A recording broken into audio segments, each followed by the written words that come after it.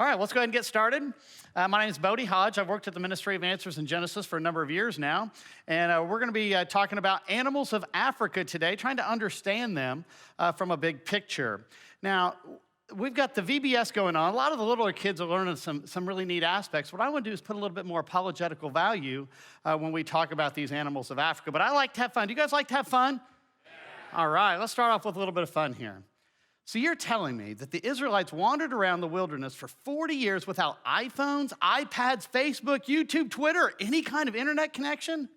God was really punishing them. Yeah. Here's another one. Evolutionary indoctrination is everywhere. You just can't get away from it. Yes, the world likes to fit it even in the most unlikely places. Hey, it's everywhere, isn't it? An evolutionary worldview, I mean, it encompasses, it's on cereal boxes. You'd be surprised it's on kids' programming. But do you realize things like Big Bang, millions of years, evolutionary ideas, these types of things permeate our culture today. They're in state schools, they're on TV, movie, internet, they're in secular museums. You see it in the secular media. And you know what? People are being influenced by it, aren't they? In fact, a lot of you out here, you may have been influenced by it one way or another. The fact is, looking back in my past, I'd been influenced by this sort of stuff back in my past. But from a big picture, an evolutionary worldview, if you go back, ultimately, all life on Earth came from a single-celled organism. And it evolved further and further to where we have people today. That's really what an evolutionary worldview is. In fact, it actually goes back before this. If you go back before the single-celled organism, essentially there was nothing. No time, no space, nothing at all. Something popped into existence, some sort of super hot singularity. I think of it as a rock-like thing, okay? A super hot, dense rock. And this thing exploded or expanded, and finally that's what we arrive at to everything ultimately today. That's called the Big Bang. They claim this happened anywhere from about 13 to 15 billion years ago. Now, it's interesting, when you just look at this single-celled organism all the way up to man and so on, you see all these different branches. This is called the tree of life. I always found it fascinating that they call this the tree of life because they should have come up with their own name. Tree of life was already taken. You go back to Genesis chapter 3, we have the tree of life in the Garden of Eden. We lost access to that because of sin, if you go back to the early pages of Genesis. What I would suggest is this should be called the tree of death. Do you realize in an evolutionary worldview, death is the hero? Death and suffering are the things that help drive an evolutionary worldview. You see, in a Christian worldview, death is an enemy. But in the secular worldview, death is the hero. So I would suggest we should probably call this thing the tree of death as opposed to the tree of life. Well, how does this relate to Africa and the African animals? Well, what type of animals exist in Africa today? I mean, when we think of African animals, we think of all sorts of things. You know, sometimes we think of elephants here or giraffes, or you got some rhinoceroses. You've got lions, you've got monkeys, you've got hippos, you got all sorts of things. You know, a lot of people think of zebras or ostrich or crocodiles. There's hosts of different animals in Africa, and we could talk about those things going on for forever, it seems like. But when it comes to a big picture, where did these animals come from? And what did the secular world say? Ultimately, everything came from a single-celled organism, and if you go back far enough, it all came from this hot, dense rock. So all the animals in Africa came from a rock in the secular worldview. Believe it or not, that's what the philosophy is. Sometimes people don't step back and just think about that. But if we start with the pages of Scripture, if we start with what God has to say, where did animals come from? Let's go back to those early pages of Genesis. God created everything in 6 days, and he rested on the seventh. On the fifth day of creation, God created the flying and the sea creatures. Genesis 1:20, for example, here.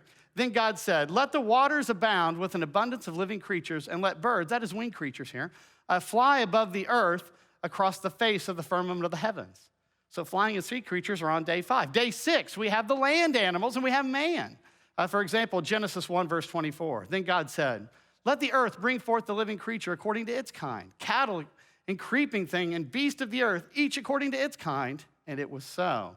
So basically, we have animals like our flying and our sea creatures, and we have our land animals. All those things showed up on days 5 and day 6 of creation. Now, did God just make those creatures and put them on Africa? No. We need to understand the Bible's past to understand the world that we're living in today. Now, originally, when God created everything, it was perfect. We expected nothing less from a perfect God. Deuteronomy 32:4, here speaking of God here, he is a rock. His work is perfect. For all his ways are justice, the God of truth and without injustice, righteous and upright is he. You know, every work of God is perfect. That's what we expected was a perfect creation. And you know what? At the end of the creation week, what did God declare? God saw all that he had made, and behold, it was very good. It was perfect. It really was very good. That's the kind of creation we expected from a perfect God. But you see, everything's changed because we're not in a perfect world anymore. I mean, consider this. Things aren't perfect. I mean, try to imagine a perfect world for a second. A world with no death, no bloodshed, no suffering, kids, no homework. Perfect world, right? But see, everything changed. And see, that's when sin came into the world. When Adam and Eve sinned against God, everything changed. In fact, as a result of Adam and Eve's sin, the first recorded death of anything appeared in there. In Genesis 3, verse 21, coats of skins, animals were the first things to be recorded as dying in the Bible as a direct result of human sin. In fact, the whole creation groans and travails in pain together until now. You see, when Adam and Eve sinned against God, things changed. Remember that serpent that deceived the woman, being influenced by Satan here? Genesis 3, verse 14. So the Lord God said to the serpent, because you've done this, you are cursed more than all cattle and more than every beast of the field. Do you realize even animals have suffered in a curse because of Genesis chapter 3? So things changed then, including the animals. Well, consider something else in Bible history. There was a flood, a worldwide global flood that encompassed everything. Everything under the whole heavens was covered by water. Water stood over the highest mountain by a certain amount. There was a global flood that extinguished all the land creatures and man, ultimately because of sin. Genesis 6, verse 17 says, and behold, I myself am bringing floodwaters on the earth to destroy from under heaven all flesh in which is the breath of life. Everything that is on the earth shall die. Do you realize the flood changed everything too?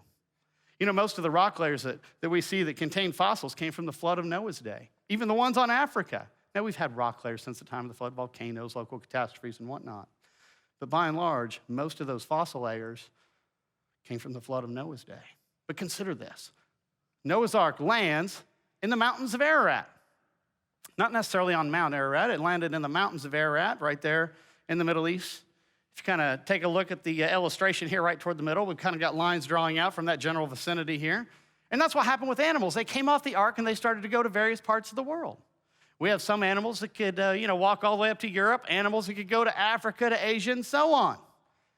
Well, how did animals get to other parts of the world? Do you ever stop to think about that? Do you think people took them? You know, it's possible. Do you realize we took rats all over the world in the age of exploration? The Romans were famous for dropping animals off at various places, and you know, a lot of sailors have been known to drop off different animals in different parts of the world as well. So yeah, it wouldn't surprise me if a lot of animals got to different places that way. You know, there could have been some rafting going on. But you know, consider another aspect. Most creationists believe that there was an ice age that followed the flood of Noah's day. In an ice age, you take a lot of water out of the oceans and you put it on land. And what that does to your ocean level actually drops. And that exposes land bridges. And if you take a look at the illustration here, you can see where people could have, and animals could have walked all the way to the Americas, all the way out to England, all the way out to Japan, potentially as far as Australia. There's some tectonic activity down there. It's a little deeper now. But it's possible they could have went that far. So animals could have easily made it to Africa from where the ark landed. That's not a problem. Now, I want to talk about something that's confused a lot of people out there when it comes to animals. And that is the difference between a kind and a species. You know, God created different kinds of animals. Fact is, the animals that went on board Noah's Ark, they went on board by their kind, okay? Now, we throw out the word species all the time, left and right. And there's actually an issue called the species problem that floats around out there because it's tough to define exactly what a species is sometimes. But a lot of people try to equate a kind and a species. We have to be very careful of that. We need to be cautious of that. You see, God created everything according to their kind. Fact is, in 10 times in Genesis chapter 1, God created things after their kind or according to their kind. Now, let's just do a big picture here. There's a dog kind. There's a cat kind. There's an elephant kind. Let me test you. Dogs breed with dogs and you get? Dogs, yeah. Cats breed with cats and you get? There you have it. That's the Bible's biology. You guys are doing good. Do you realize, though, when it comes to a kind, there's our modern classification system. And people say, well, where is it? If it's not necessarily species, where is it? Well, from a big picture, in the secular classification system, we have order, family, genus, and species. And what we would suggest is most of the kinds actually sit at a family level. Now, not all of them. There are some that are specific to species, some at genus, some even at an order level. But by and large, most of them, we would say, are at a family level. Well, how do you get all these species then out of a particular kind, okay? Just big picture here. If we think of dogs, you guys like dogs? Yeah, all right, good. I'm glad we got some dog lovers out here. Big picture, Noah only had to have 2 dogs on board Noah's Ark. All the dogs we have today are the descendants of those 2 dogs. And yes, we see variations within those dogs, okay? I mean, consider these dogs. I mean, you got this wolf-looking dog here. Oh, that's a pretty dog, the second one here. Look at them long ears. Look at this third one here. That's a shaggy dog. Boy, whew. Oh boy, that's an ugly dog, that fourth one. Whew. Now, the fifth one, that's a cute little dog. Look at that. Oh, my goodness, look at that. That's an ugly dog, that next to last one. And this very last one, look at this. It looks like a rat, but it's actually a dog. Well, at any rate, dogs do vary. Dogs do change. Now, how do dogs change? How do animals change as they go to different parts of the world? You know, for example, those animals that finally ended up in Africa, why do they look the way that they look compared to other animals in different parts of the world? Well, let's just use our dogs as an example. Now, we're going to have some fun. Let's say these top 2 dogs up here are medium-length fur dogs. And we're going to talk about fur length, the hair length on a dog here.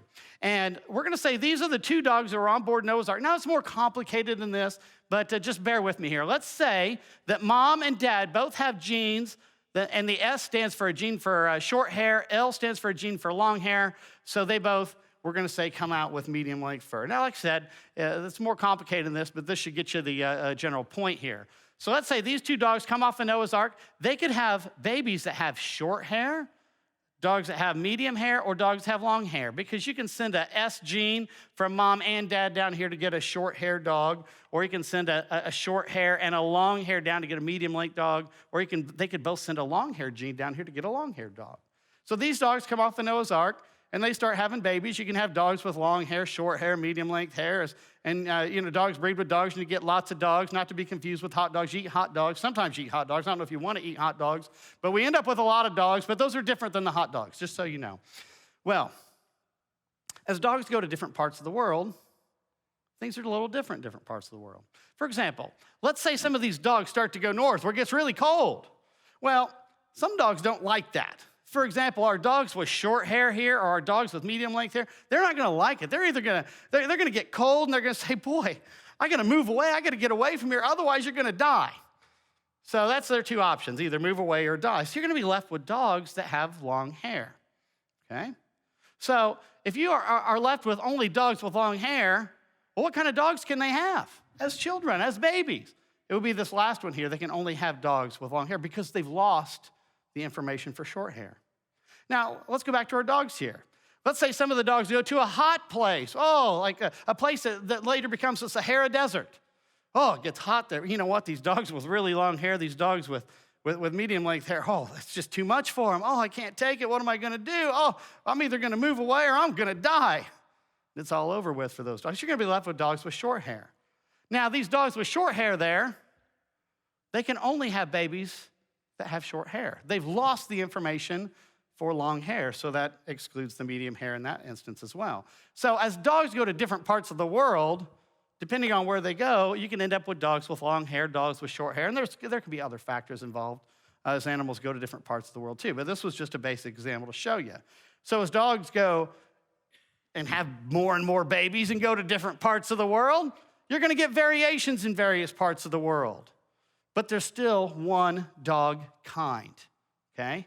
Variations within the dog, okay? We got some dogs with shorter hair, some dogs with longer hair, and so on. But I want you to understand that they're filtering out, they're losing information. Yes, you can get down to where some dogs have lost a lot of information. That Chihuahua's lost a lot. And you think that one's lost a lot. Wait till you see this Peruvian hairless dog.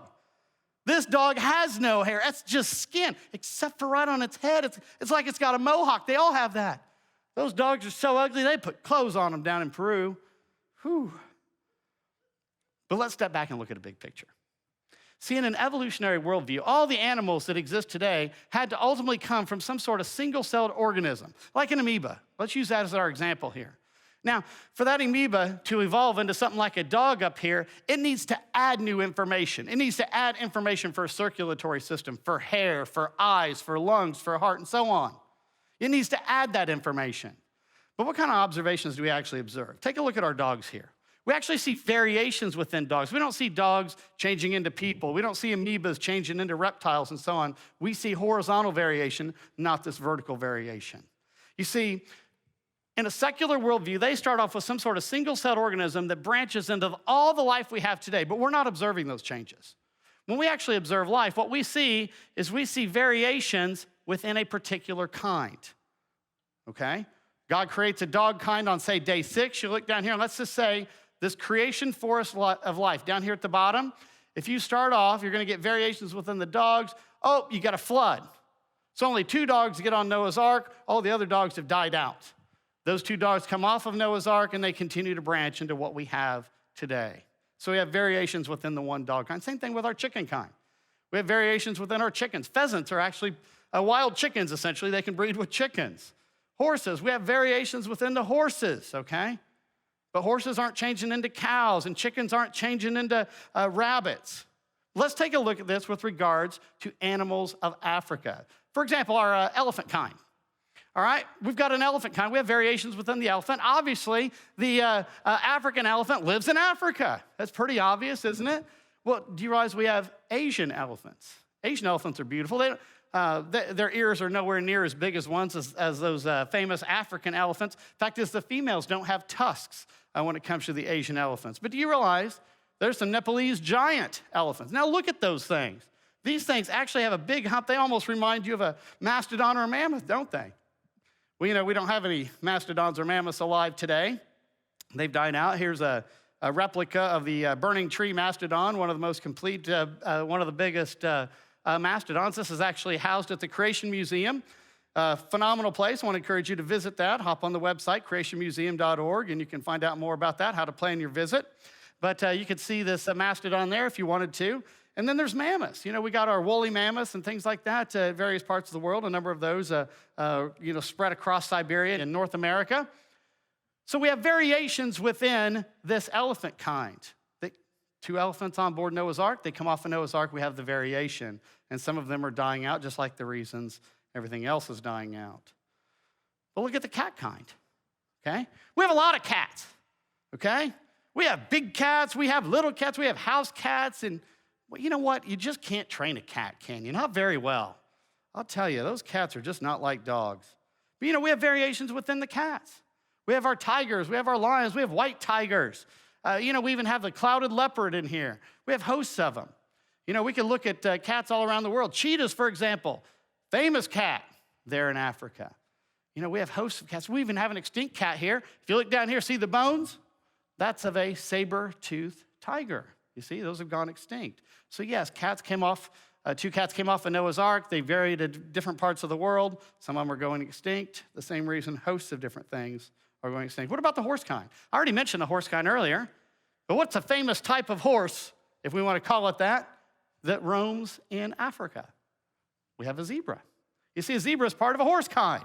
And zebras can breed with horses. You can get Zorses and Z-donks, and there at the Creation Museum, we've had a few of these creatures that have interbred. I'll tell you what, people walk by there at the Creation Museum at the petting zoo, and they look at some of these creatures, and they go, whoa, look at that. And they don't realize many times that horses and zebras are all part of that same kind, part of that overall horse kind. So 2 horses come off of Noah's Ark. They go to various parts of the world, taking a particular gene pool with them. And you know what? The zebra type is the one that dominates there in Africa. What about, a creature that often lives in the water here? We got the alligator crocodile kind. Boy, those are fun to get around. All right, you guys just go play with crocodiles, right? I've been to Australia. They got some pretty good sized crocodiles down there. We have some of the alligators up here. But you know what? The Nile was famous for a number of their crocodiles. And, we can go into some of that history. But, these are all part of the same kind. You see, we just see the variations within the alligator crocodile kind. But you know what? I've had people come up and say, but you guys are Christians. You guys are creationists. You don't believe animals change. Yeah, of course we do. We've known for thousands of years animals change. Anybody who's read the book of Genesis knows that. Remember Jacob and the flocks? And he said, lift your eyes now and see all the rams which leap on the flocks are streaked, speckled, and gray spotted. You see, We knew animals vary. Of course that's the case. You see, that's a straw man fallacy when people come up and say, oh, well, you creationists don't believe animals change. Of course they change. They just don't have the evolutionary changes like a single-celled organism into something like a goat or a cow. That's not what we observe. What we see are these horizontal variations, variations within the horses, variations within the cats, variations within the elephants, and so on. Well, what types of animals used to exist in Africa? You see, Africa is a famous place for another reason. A lot of animals are dying out. A lot of animals are going extinct. In fact, as we see this all over the world, Africa is one of the popular places. You know, we've seen a number of animals go extinct there. You might think of oryx, it's an extinct type of cattle, or quagga, the West African black rhino. A lot of people think that just recently went extinct, the giant fossa. Koala lemur, dodo. Boy, sometimes we wonder why some things went extinct, but that one I think we can understand. That was actually out at Madagascar, some of those areas. The giant skink. You know, a number of animals. I could go on and on with the listing of animals that have gone extinct. Now, let me answer a really big question. Why do animals go extinct? The ultimate reason for why animals go extinct is because of sin. You see, when Adam and Eve sinned against God, the world was no longer upheld in a perfect state. Things were allowed to die. Death started to reign. And we've seen that affect the animals. Now, as we go through subsequent sessions, we're going to find out a little bit more about the problem of this sin and death issue. But right now, let's just apply this to these animals. The ultimate reason is because of sin. Now, some of the specific reasons could be changed environment. There's a lot of environments in Africa. There's a lot of environments around the world. A lot of swamp ground, for example, has been destroyed. A lot of places that have been just destroyed to turn into cities and so on. You know, see, we've been destroying a lot of environments. What about being hunted by man? All sorts of animals have been hunted by man. In fact, poaching is one of the big problems going on in Africa. People are hunting various creatures that they probably shouldn't be because there's very few of them left anymore. What about diseases? Yeah. Genetic problems, catastrophic events. Think of a big volcano that goes off and wipes out a whole population. There's a host of reasons. But friends, I want you to understand the ultimate reason is because of sin. Well, what can we conclude? Well, big picture. The Bible makes sense of animals, doesn't it? Especially the animals of Africa. It makes sense of it. It explains why there's death and suffering in the world. It explains why there's extinctions. It explains why there's variations. In fact, it explains why there's so many of those fossils there in Africa. So friends, I want you to understand the Bible is true from the very first verse. And I want to encourage you to hop on our website, answersingenesis.org. We have a new lead article every day. It's one of the most popular Christian websites in the world. You might as well just bookmark it. You could spend millions of years on our website. Sorry, had to. But I want to encourage you to be in prayer about this sort of situation too.